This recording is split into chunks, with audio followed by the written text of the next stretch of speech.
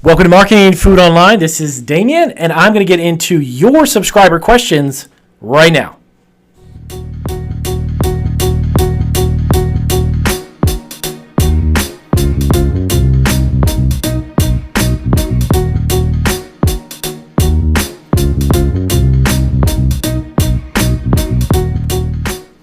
All right, let's jump right into it, and welcome to Marketing Food Online. And as always, if you are not subscribed to Marketing Food Online, hit that subscribe button and check out nearly 600 videos to help you get your food business up and running. If you're looking to start a food business from home or get a food product on retail shelves or maybe even online through Amazon, eBay, or Etsy, make sure you subscribe to the button and make sure you also hit your notification bell. That's going to let you know of all of our brand new videos as we post them.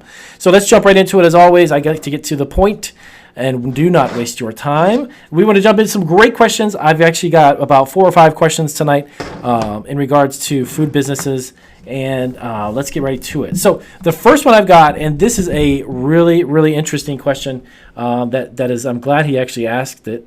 This gentleman here has a spice business. He has a dry rub, Ramon. I try not to use last names, but I'll use their first name. Ramon had a great question, and he wanted to know, so he packs a dry rub seasoning, and he works out of a restaurant kitchen. So he wanted to know if he can actually produce a product through a restaurant kitchen, and is that similar to using a commercial kitchen? And then the next following question was one in regards to once he packs it, is he able to sell it through the internet if he's utilizing a restaurant kitchen? Okay. Ramon, so here's what you want to do. Number one, yes, you can pack a product like that in a restaurant kitchen, but there are a few things you need to double check within your city and county, and I'm going to give you kind of a list if you want to grab a pen and paper, a few questions you need to ask them to make sure that within your city and county, because it's always different. Some states and within the state, some counties and cities can allow for you to actually utilize a restaurant kitchen as a commercial kitchen. If it's your business and you produce a food product there, you can do that. You can pack it there, produce a product there, and you can sell it on the premises. Now, selling it online is a little different. So that's where you need to double check with your county and see if there's any other type of licenses or permits that you would need to get for your facility to allow you to not only pack a product, but then turn around and sell it, okay? Because here's the biggest question. The biggest issue with that is when you create a food product within a restaurant kitchen, you are technically a commercial kitchen. You're licensed by the state, probably the Department of Agriculture or the Health Department inspects your facility. You can pack a product there, but when you start to ship it, where are you going to do the fulfillment, okay?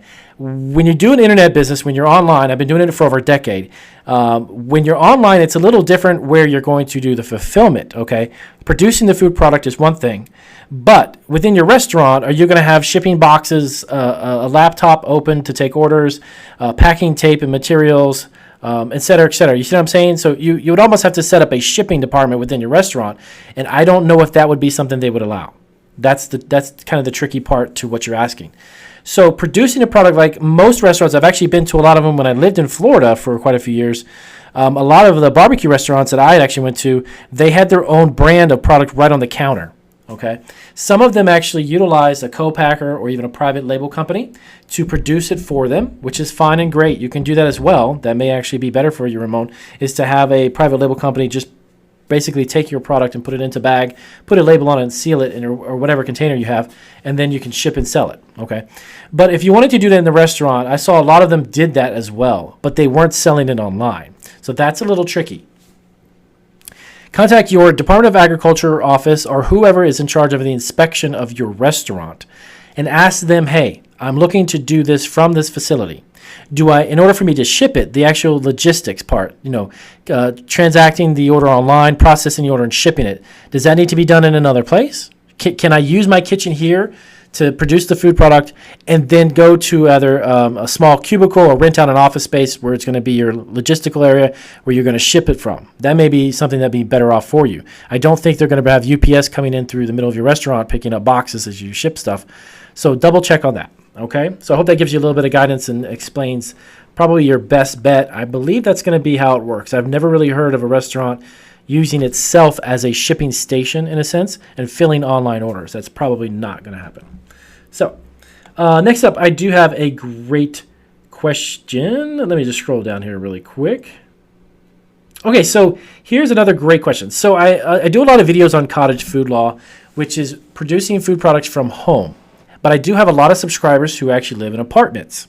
And the question came up, hey, if I live in an apartment, can I produce a food product? This one in particular was actually a question about catering. Can you live in an apartment and do a catering business? Yes and no. And I'll explain to you. This is from E-Roll. E-Roll, and I hope I pronounced that correctly. E-Roll was asking in regards to living in an apartment and having a catering business. Yes, you can, and no, you can't.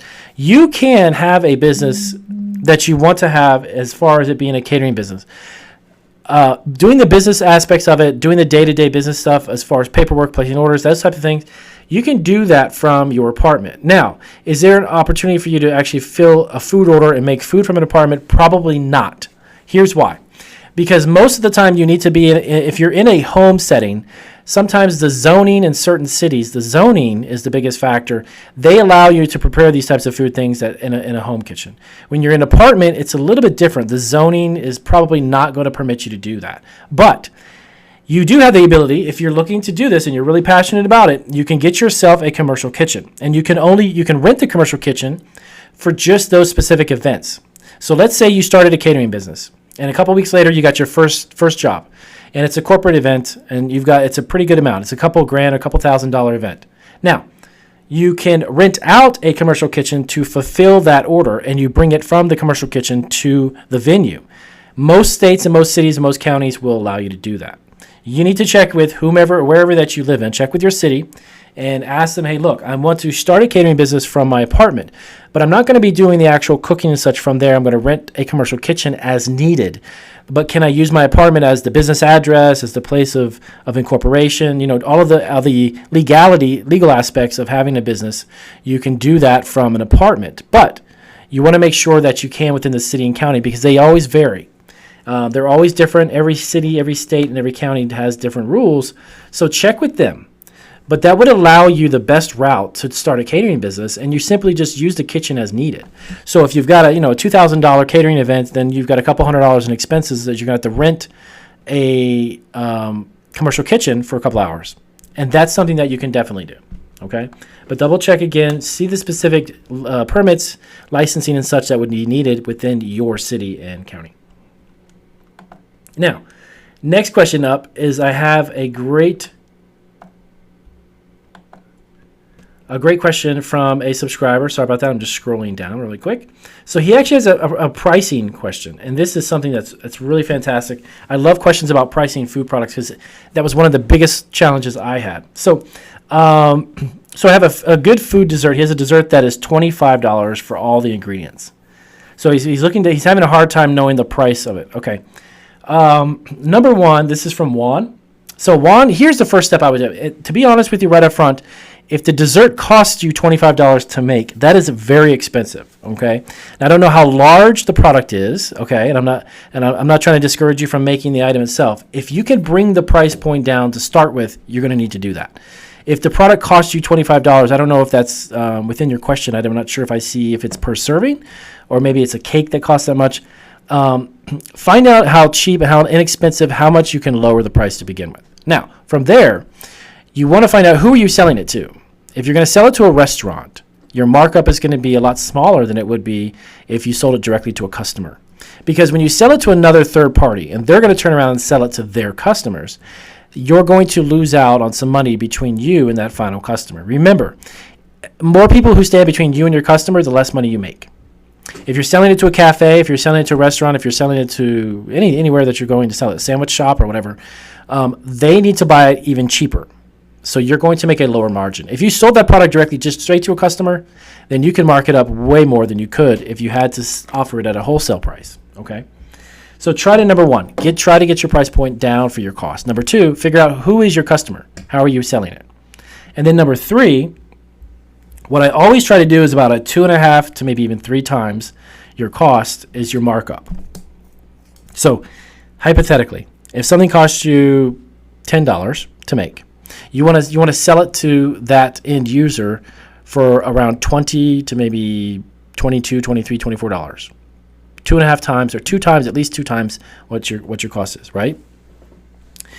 Because what you want to do is you want to gain back your cost of the product plus a profit for yourself. And you got to also factor in how much time it takes you to make it, okay? So figure out what is your time frame for making it.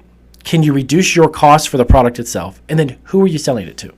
And then from there, determine your price point. A markup of a 2.5 to 2.25 times, or maybe even just 2 times what you have is kind of a normal thing. That's good.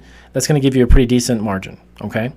So with that being said, I'll wrap it up for these 3 questions. I was going to do about 4 or 5, but I didn't want to take too much more time out of your day. And as always, if you have more questions about your own food business, please do let me know. Give me some questions down in the comment section, and I'll always try to get to them as soon as possible. And of course, as always, I will see you on our